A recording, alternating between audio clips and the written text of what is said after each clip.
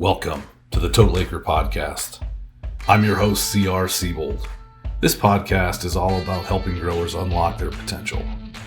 We aim to bring listeners agronomic insights, valuable educational interviews, real-world strategies that optimize yield and maximize ROI. This show is going to explore innovative practices, creative strategies, and breakthrough products with people that are shaping the industry, all through engaging and inspiring stories. Who better to learn from than the legendary world champion David Hula, Randy Dowdy, and Alex Harrell? Because in farming and in life, iron always sharpens iron. And the best way to grow or get better is to continually be learning, networking with peers, have access to industry leaders, and the tools, tips, and tricks, and overall quality of information. Knowledge is power. Tune in, hit play. Let's unlock your farm's potential together.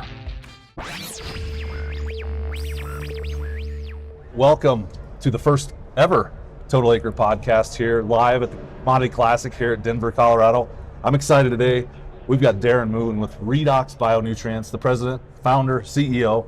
Darin, welcome. Thank you. How's it feel to be first? I got to tell you, I just found that out. That's a little bit shocking. So thanks for the privilege. I love to be here. Thank you. Darin, we've had a few different conversations along the way, and it's been fun to be able to talk about your company, the history and the heritage, the family. It's like no other. I don't know, it's been about a year that we started talking and how we were introduced, but we started talking about family, history, heritage. Maybe talk a little bit about what Redox is, kind of where you came from, where it started. So I was privileged to be involved in California agriculture at a very transformative time when the green revolution and changing product chemistry, et cetera. So I got my teeth cut very early on. So this kind of became a passion for me. And when I realized that I wanted to create a product line or a way of going out nutrient optimization, a way of going out at plant health. I left a very good job in California and my wife was in tears and said, "What are you doing?" And we went home to Idaho and started what was now become Redox Bio-Nutrients, but it is truly a family effort. When I was out prosecuting the business, my wife was home dealing with my spoiled kids and putting more soup in the water in the soup. And yeah, it's been truly a path. It's been a journey that I'm grateful for. And I'm grateful to have been surrounded by great people that I consider that one of the great privileges of building this business is who I get to meet. It's been over 30 years, or this is the 31st year. Yeah. So you've been doing it long enough that your kids are now not little kids anymore. I've seen some pictures that were kind of funny that running around in the garage throwing buckets at each other, which is kind of fun. But it's evolved quite a bit since then. And for those that haven't heard the name Redox Bio-Nutrients, they should start to learn about it, because now as you enter into the Midwest, you've always been kind of the East Coast, West Coast, and specialty products. Specialty crops. Yeah. Same thing goes, right? A lot of that technology that we've basically kind of flown over the Midwest, now it's time to bring that same technology to the Midwest. Yeah, what we wanted to be able to do, because the Midwest is so large and growers here are very technologically advanced, we wanted to make sure that we had the right information, the right message, the right product blend, so that when we came here, there wouldn't be a start and a stop. Here we go. No, let's start over. No, we didn't want to do that here. So it took us a while to get comfortable with the space, to get comfortable and to meet the right people, Chad. When we met you is when we really started to want to get here. We've been dabbling in the Midwest in terms of trials for several years now. It's meeting the right people that have the ability to carry the message, that have the passion to want to carry this message, and it's all come together. Well, you talk about passion. We see that a lot when we just got done with an interview down on the breakouts, and we didn't get you in front of the whiteboard. At some point, if you haven't seen Darin in front of the whiteboard talking technology, you're missing out. Check it out online. Yeah. But one of the things when you talk about people, and when we did get introduced, it was interesting because the thing that you stood up in front of the stage and talked, or the group that we were at, you talked about is as long as you have the right people, everything else falls into place. And I think that's unique about Redox. Everybody talks about having great people. I think the way you put people in play, you empower them. Maybe talk a little bit, how do you find those folks? Yeah, so one of our core principles is you have to be passionately authentic. That we actually write that down. We ask people to be creative and passionately authentic, because this is a hard business. And I'm not going to go doom and gloom. I'm just going to say people work in this business. They're up at dawn and they got dirt under their fingernails and they're working and they're investing their entire heart and soul into their business.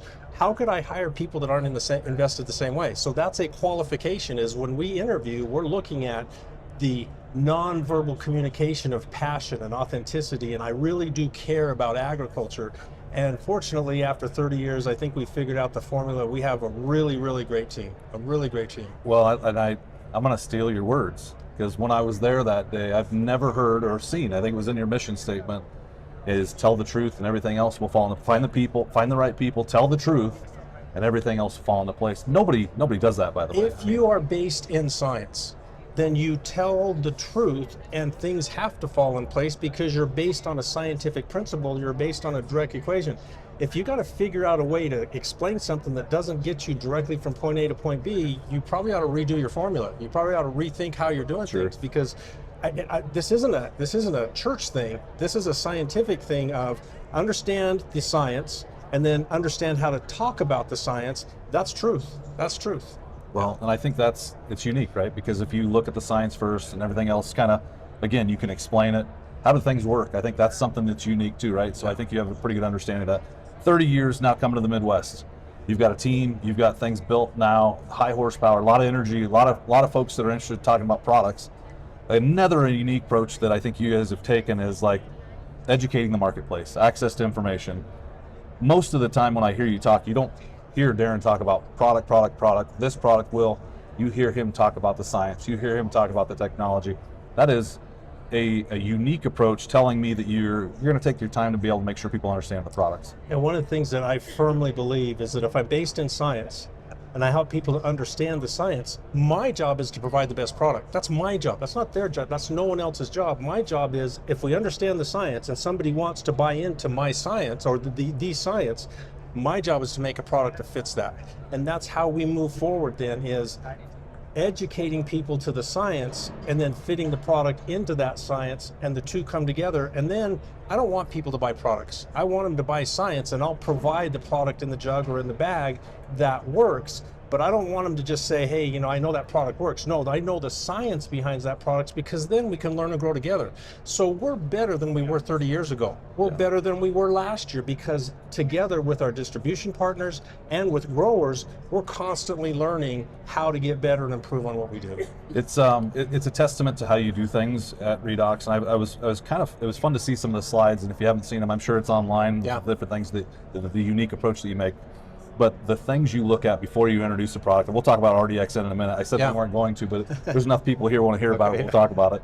But as you look at products, the amount of science, the amount of energy that you put into something before you release it, number one. But then when you look at, I'm going to call it noise in the marketplace. So as you look at all the noise in the marketplace, I believe that differentiates you, right? To be able to educate, showcase, here's what we do differently. And it's not, this is what they do, this is what we do. It's, here's what the science says. You will not see Redox Bio-Nutrients do a Me Too product. If somebody is addressing a need and they're doing it efficiently and it's based in science and it's economical, why would I want to do it? Why would I want to copy that? Let that go in the marketplace. We are creative enough, and there's enough issues in agriculture to attack. That's where we're going to spend our time, is uniquely attacking issues that aren't being solved, or we feel we have better technology to solve it by. That's what we're doing, number one. Number two, I can just simply say this. It is one thing to take two products and blend them together. A lot of people do that. They're product blenders.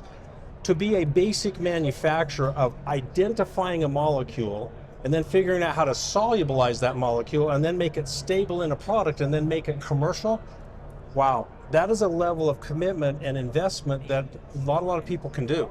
Well, and I want to talk about that for a second, because that is, what you just said is a mouthful. A lot of people will see a jug and don't understand what goes into that.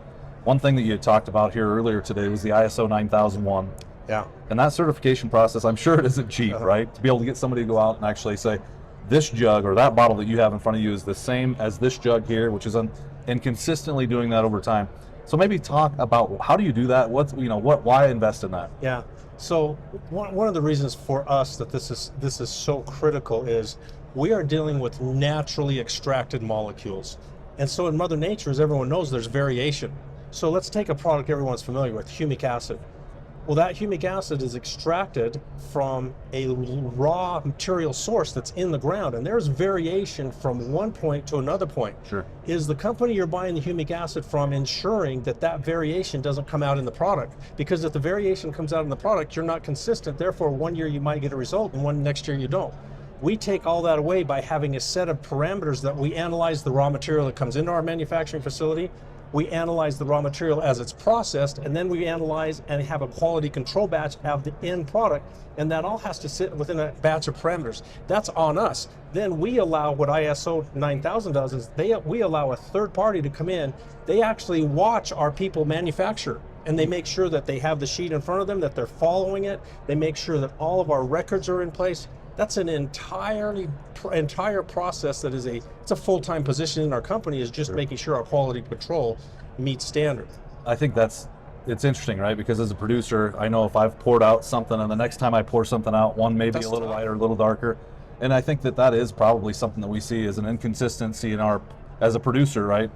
How did it work last year, whatever that product was, and now this year it doesn't, right? Knowing at least you can take out the fact that the product isn't the issue, at least if it's a product that's being ISO 9000 certified. Chad, we are in a business of a incredibly long list of variables.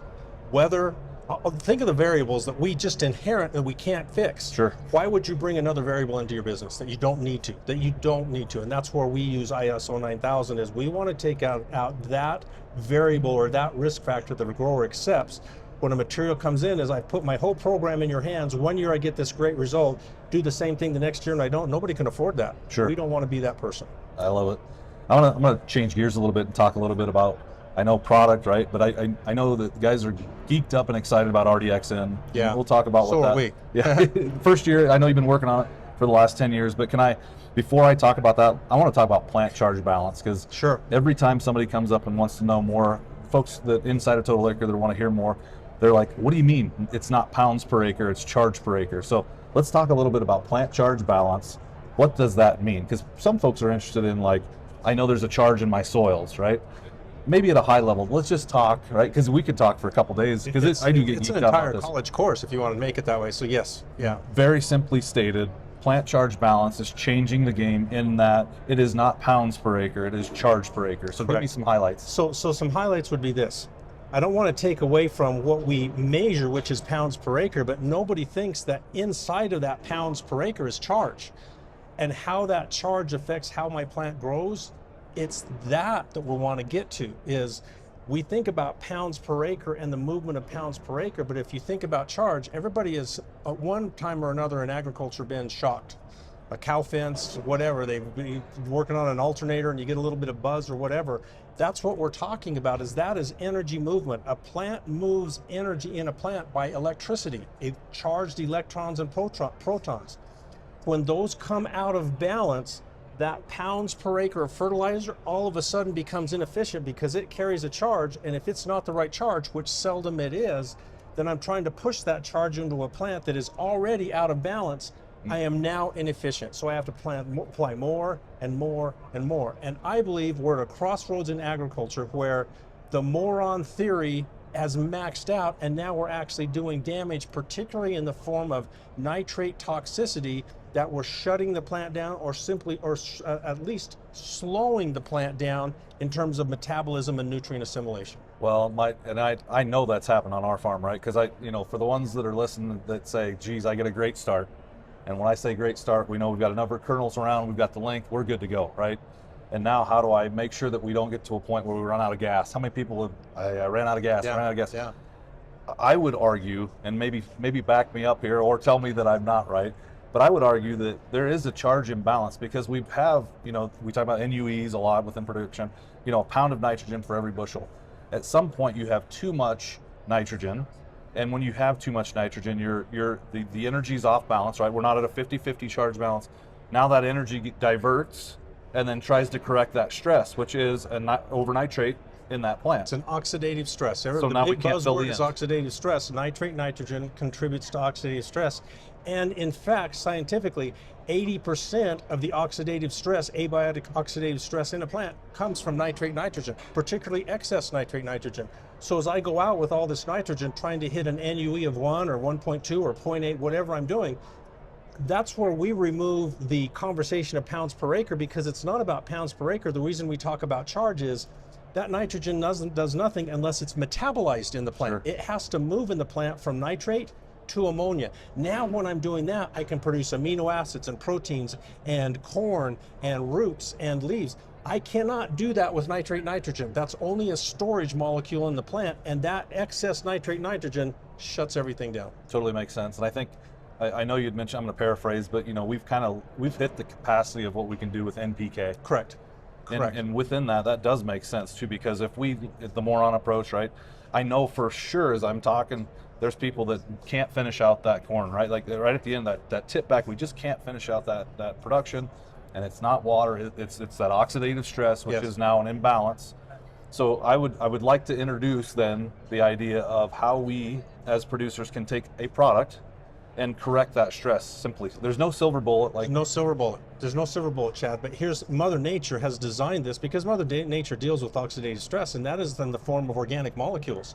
And there are organic molecules called redox active substrates. Conveniently in your name. Conveniently in our name, but that's our DNA. Our DNA is in redox reactions. A redox active substrate can absorb a charge, so if I have an excess of a negative charge, a redox active substrate can absorb that charge, and now it becomes mute. It's a neutral molecule, okay? Or if my plant is short in charge, it can get off a proton or an electron to add charge back to the plant. So therefore, let's take a plant, the reason, for example, in the case of RDXN, why is it working? Because it deals with charge balance so that nitrate nitrogen doesn't just sit in the leaf. Now the charge is correct that it can move from the leaf surface into amino acid protein production.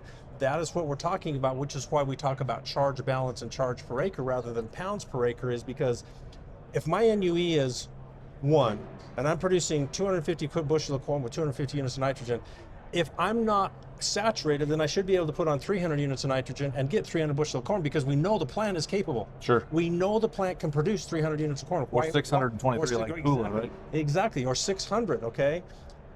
Why isn't that not possible? It has nothing to do with nitrogen efficiency. It has to do with nutrient absorption and plant charge balance. And we've overdone it in the nitrate department. We got to move that nitrate to ammonia, and then the plant will start metabolizing. It totally, I think, hopefully it's starting to make sense for folks that are listening. I think when you look at, and I know this is a number that's out in the marketplace, and you correct me if I'm wrong, 30% of applied nitrogen is something that gets taken up by that. That's a university research number. That's not made up by us. That is replicated research that says synthetic nitrogen applied, only 30% ever gets to the plant. So if I'm applying 100 pounds, 30 pounds is all that plant can take up. You're only getting 30. And so let's talk about, so as we metabolize nitrate nitrogen, as we look at how a plant metabolizes and what a product like RDXN, we talk about redox active substrates. Yeah. And to me, that's, I believe that's in every one of the products, or most of the products? We are basic in redox active substrates. We have studied this out, and as we learn, so we started way back in the day, Chad, we started with what everybody else does. Amino acids, humic acids, all that stuff.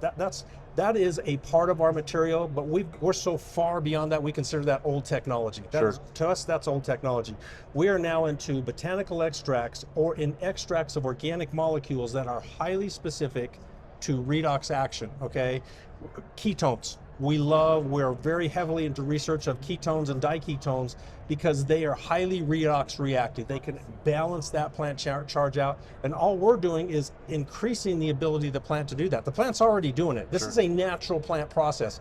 We're just increasing the ability of the plant to do that. I think, so again, when I hear redox active substrate, it's just a convenient thing as you build out your brand, 30 years ago. I'm not that smart of a marketer. That just happened. Better lucky than good, I guess, right? But it's unreal, right? When you start to look at the chemistry and the biology and what really is going into the production of the corn plant as we look at production, right? In the years like this, we need to produce what we can, right? In a commodity market, things are tight. How do we maximize potential, right? And that's what kind of Total Acre talks about, is unlocking potential. How does RDXN unlock potential for folks that are, about ready to get in fields? Yeah. For folks that are wanting to apply RDXN in the fields to their program, what does that look like this year? So this year, that program would look like, okay, so we're talking about liquid synthetic nitrogen. So it would be a pre-plant, an at planting, or a side dress, blended in with their liquid nitrogen source, and at a rate of 1 pint per 25 units of nitrogen. Okay. So if I have a nitrogen program that's 100 units, I would reduce that to 50 units, and I'd add 2 pints of RDXN into that 50 units, or break it up into a pre-plant and a side dress. It is 1 pint per 25 units nitrogen optimization, and you can get the exact same yield. Now that's in-season nitrogen. That's in-season nitrogen. We're pointing at that. I'm pointing- we usually are on a whiteboard. Yeah, we're talking like, because we both talk with our hands. I'm one of those guys that have to move, or I can't. So it's in-season nitrogen. In-season nitrogen. That is correct. So if we're looking, we are working on the fall anhydrous application, and if we can optimize that, we're working on that. So one of the things we try to do is when we put a program out, it has been highly researched, not just once, not in a greenhouse, but across multiple geographic locations, across multiple possibilities. We are looking at fall anhydrous application and the ability to optimize that. I can't talk about the research yet. Okay, very cool, because there's a lot of that still happening, right? There's a lot of that still going out. I want to talk about two more things with this. One is, well, first off, RDXN, It's our Redox most exciting technology. There's no biologicals. No. This is not a biological. This is a plant-stable extract. That means you can blend it with your nitrogen, and 3 years from now, you can use that same nitrogen. It is shelf-stable, it is blend-stable, and it is highly, highly reactive. I think that's super important, right? To note that it's not a biological. There is a lot of noise out there.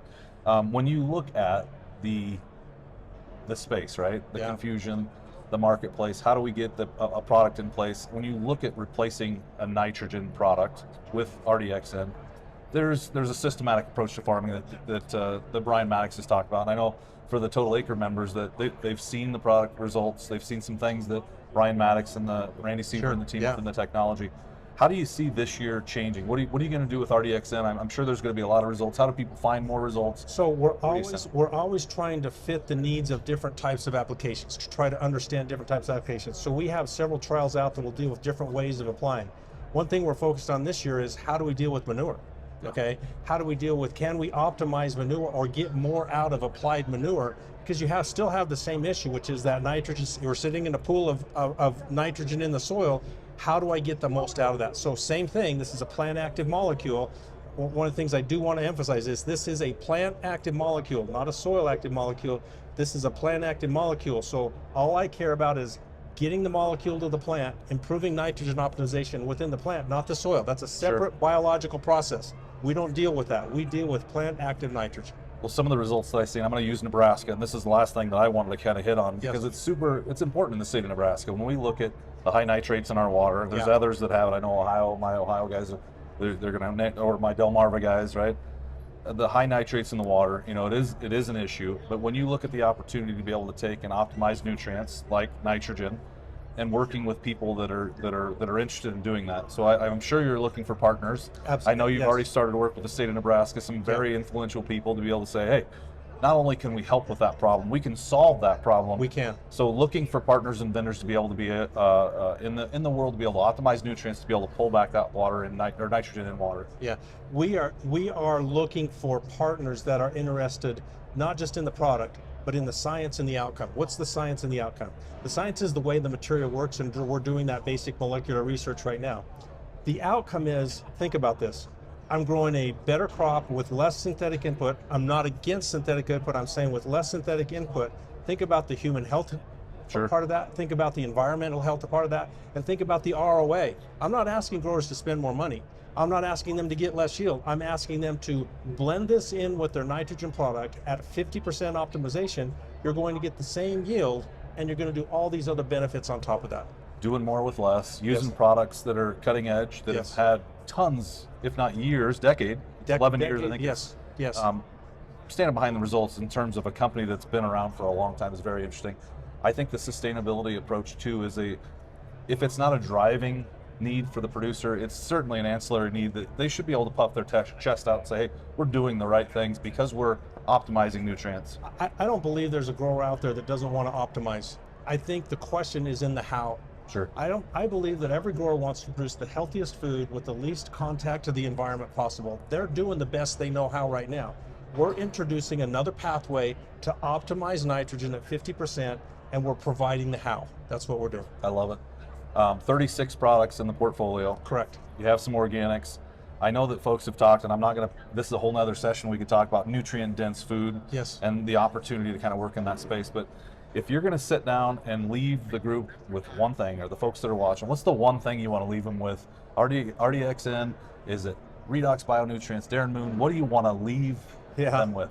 So number one, the passion of getting better, the passion of the conquest or the quest to improve on what I'm already doing, okay? I would not second guess growers at all. I would say we know through existing science and science that's coming, we can do better. Sure. Not only do we know that, we know we can do better with less. So that's number one. And then number two, as to your mention, I believe it is time, with what's happening both politically and environmentally in our country, to interact our food supply with the way we feel about our human health, and put them together where food is the medicine, not doctor is the medicine. And I only go to the doctor after I've made sure that my food is balanced and the diet that I'm using is balanced. Those are things that as agriculture, we can start to improve on constantly. I love it. And I wish we could talk more about some of the tools and some of the technologies you're working with. We have a lot. I know one of the things that we do is we analyze. So we aren't asking growers to take it on blind faith. There are analytical methods behind everything we do, Chad. Yeah, I do want to spend one moment and just mention it. There's that we did it on our farm with the SPE, the analysis that says, hey, here's what's, we're close to plant, right? And I think for the folks that are interested, am I going to get a good start? Do I have enough out there? Do I have enough gas in the tank to get that SPE analysis? Or soil, help me out, saturated paste extract. And the technology you're using there. I don't want you to talk a ton about it, but folks that want to learn about it real quick, what would you tell them? I'll be very brief. We've developed an algorithm in a software program that takes a malic 3 extraction and a saturated paste extraction, runs through a set of algorithms that have 10 parameters, and then it spits out what we call a priority chart that tells you the limiting factors in your soil of what nutrients may be in excess, may be in deficit, and then how to go about attacking that. And that's what that program is about. An amazing way to get a great start. Yes. Moon, you've said it all. Buddy. Darren, thanks, bud. I really appreciate it. Great seeing you today. Buddy. Thanks for letting me be the first. I appreciate You're the first. Thanks, sir. Thank you. And that's a wrap. Thanks for tuning in today to this episode of the Total Acre Podcast. Hey, if you enjoyed it, you liked the conversation, be sure to subscribe. You know the drill. Spotify, Apple, YouTube. Go give us a click, give us a like. Until next time, though, keep pushing forward. We hope that you found something unique, something powerful here that might help you unlock your farm's potential. We look forward to seeing you next week.